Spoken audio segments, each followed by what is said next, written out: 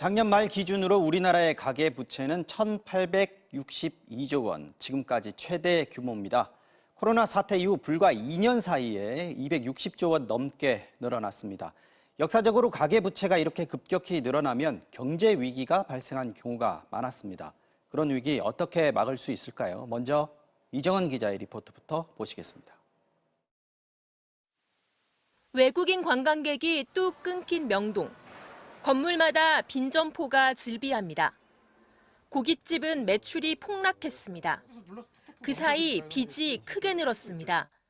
원래 가게 리모델링 하려고 빌린 은행빚 2억 원, 코로나로 정부가 지원한 빚 1억 8천만 원, 그걸로도 안 돼서 카드빚 등 7천만 원을 또 빌렸습니다.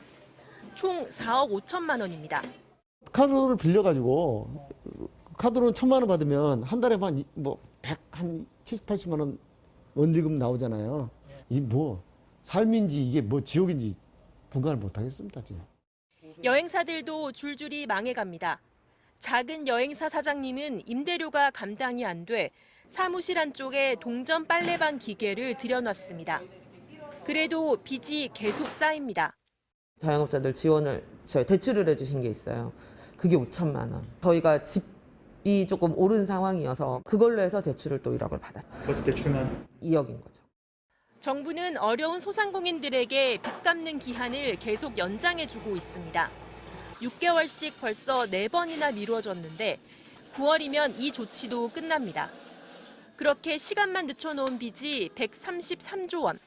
언제 터질지 모를 시한폭탄입니다. 대통령직 인수위원회는 이 부실대출 문제를 배드뱅크로 해결하자는 아이디어를 내놨습니다. 정부 차원에서 부실대출만 취급하는 배드뱅크를 설립해 악성 채무는 탕감해주거나 장기간 나눠 갚게 해주는 겁니다. IMF 체제가 2001년에 끝났지만 2004년까지 신용불량자 수가 최대 382만 명까지 치솟았다는 사실을 우리는 기억하고 있습니다. 배드뱅크는 2003년 카드 대란 때, 2008년 글로벌 금융위기 때 등 지금까지 4차례 만들었습니다. 그때마다 충분하진 않았지만 신용불량자들이 대거 나오는 걸 줄이는 역할을 했습니다. MBC 뉴스 이정은입니다. 그러면 이 문제를 취재한 이정은 기자와 좀 더 얘기 나눠보겠습니다. 자, 어서 오십시오. 네. 자, 이 기자, 아까 조금 전에 리포트 보니까 언제 터질지 모르는 시한폭탄이다 이런 표현까지 썼는데 지금 우리나라 가계대출 부실이 어느 정도까지 와 있는 겁니까? 지금 많이 심각한 상태까지 와 있습니다. 일단 표를 보면서 설명해 드리겠습니다. 주요 나라들이 경제 규모에 비해 가계부채가 얼마나 많은지 비교한 표인데요. 37개 나라 가운데 우리나라는 유일하게 국내 총생산 GDP보다 가계부채가 더 큰 나라입니다. 중국, 유럽, 일본, 미국, 영국보다 훨씬 많습니다. 그렇군요. 네, 더 심각한 거는 증가 속도가 가장 빠르다는 겁니다. 2년 만에 16% 늘었습니다. 네, 가계부채는 기업부채와 달라서 구조조정으로 해결하기 어렵습니다. 만약에 부실해지면 신용불량자들이 속출하고 또 정부가 떠안아줘야 됩니다. 자, 이 정도까지 왔는데 더 문제는 앞으로 이게 더 심각해질 여지가 남아있다는 거잖아요. 그렇습니다. 앞서 리포트에서 보신 그 소상공인들의 빚들도 문제지만 더 큰 위험은 바로 영끌에 있습니다.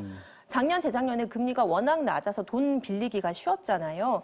그래서 빚내서 부동산, 주식, 코인 많이 샀습니다. 그리고 부동산 담보대출 규모가 현재 지금 982조 원에 이릅니다. 네. 그런데 지금은 금리가 오르고 있잖아요. 그러면 내야 할 이자도 점점 더 많아진다는 겁니다. 그렇겠죠. 이자보다는 큰데 만약 자산 가격이 떨어지기라도 하면 정말 위험해지겠죠. 빚내서 산 사람들은 물론이고 자칫하면 우리 경제 전체가 위험해질 수 있습니다. 자, 아까 보니까 배드뱅크 같은 아이디어도 있던데 이런 위험을 막으려면 그럼 어떻게 해야 됩니까? 우선은 가계부채가 너무 빨리 늘지 않도록 속도라도 좀 늦춰줘야 됩니다. 실제로 작년에 금융당국은 가계대출 증가율이 너무 높지 않도록 5에서 6% 정도로 묶었고 실제로 또 은행들이 대출을 많이 막았잖아요. 새 한국은행 총재 후보자도 그 위험성을 경고했습니다. 네. OECD 국가 중에서 가장 빠른 속도로 올라가고 있는 가계부채 증가 속도를 어느 정도 잡을 수 있는 그런 정책적 노력에 한국은행이 분명히 시그널을 주고 역할을 해야 된다고 생각합니다. 대통령직 인수위원회는 최근 LTV나 DSR 같은 그 대출 규제들을 일부 풀어주는 걸 검토한다. 이런 메시지가 계속 나오고 있습니다. 무주택자들이 집 살 수 있게 뭐 도와주겠다 이런 취지이긴 하지만 지금 상황을 고려하면 이런 신호들은 좀 더 신중해야 한다고 전문가들이 조언하고 있습니다. 그렇겠네요. 네, 이정 기자 잘 들었습니다. 한국은행이 기준금리를 또 올렸습니다. 코로나가 터지고 0.5%까지 내려갔던 기준금리는 작년 8월부터 벌써 5번이나 올랐습니다. 1.75%, 9달 만에 3배 반이 올랐는데요. 역대 금리 인상 가운데 가장 빠른 속도입니다. 금리를 이렇게 빠르게 올리는 건 물가 때문인데요. 작년 가을까지만 해도 2%대 물가 상승률을 보였는데 10월부터 가파르게 오르더니 4월에 4.8%를 기록했습니다. 5월 물가는 5% 넘게 오를 게 확실한 상황입니다. 한국은행은 올해 물가 상승률을 4.5%로 높여 잡은 대신 경제 성장률은 2.7로 낮춰 잡았습니다. 물가 잡으려다가 경기가 침체되는 건 아닐까? 한국은행은 물가가 더 급하다고 했습니다. 들어보시죠. 성장보다는 물가의 부정적 파급 효과가 더 크게 예상되는 만큼 이를 선제적으로 대응할 필요가 있다는 것이. 네, 이렇게 금리가 가파르게 오르면 우리 집에서는 어떤 일이 벌어질까요? 안 그래도 먹거리 물가가 가파르게 오르고 있는데 대출 이자 부담까지 불어나게 됩니다. 네, 이러면 최대한 소비를 줄일 수밖에 없습니다. 고은상 기자가 전해드리겠습니다. 12년차 워킹맘.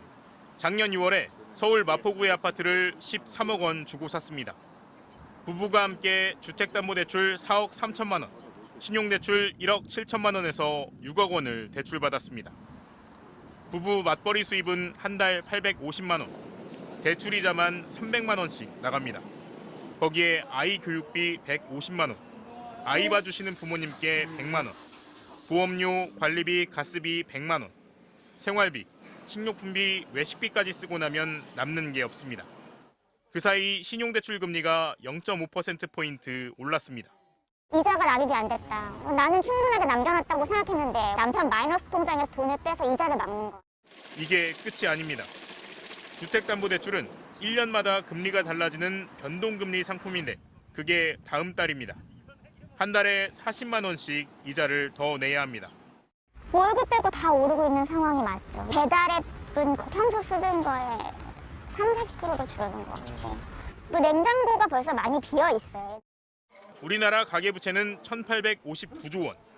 한국은행이 기준금리를 0.25%포인트 올릴 때마다 이자 부담은 3조 원씩 늘어납니다. 벌써 5번이나 금리를 올렸으니까 늘어난 이자 부담은 15조 원. 대출자 한 사람당 80만 원입니다. 한 달에 한 최소 50만 원 정도는 이자가 더 나가는 거거든요. 애들이 한참 클 나이라서 다른 항목을 줄일 수도 없고. 이자 부담만 커진 게 아닙니다. 물가도 가파르게 올라서 집집마다 식비 지출도 커졌습니다. 요즘에는 많이 안 사도 보통 10만 원 넘게 나오는 것 같아서 조금 부담되긴 해요. 다른 건 줄일 수 있는데 이제 식비는 줄이기가 좀 힘들어가지고. 물가가 앞으로도 더 오를 거란 생각에 한 개 살 거 2-3개씩 사기도 합니다. 지금 올리브유 하나하고 포도씨를 2개를 살 생각이고요. 조금 비축을 해놓으려고 그러는 편이에요. 왜요? 자꾸만 앞으로 더 오를 것 같아가지고. 한국은행은 올해 금리를 최소 2번 정도 더 올릴 것으로 보입니다. 물가도 최소한 내년 초까지는 계속 오를 가능성이 큽니다. 이래저래 적자에 허덕이는 집들이 늘어나게 됐습니다. MBC 뉴스 고은상입니다.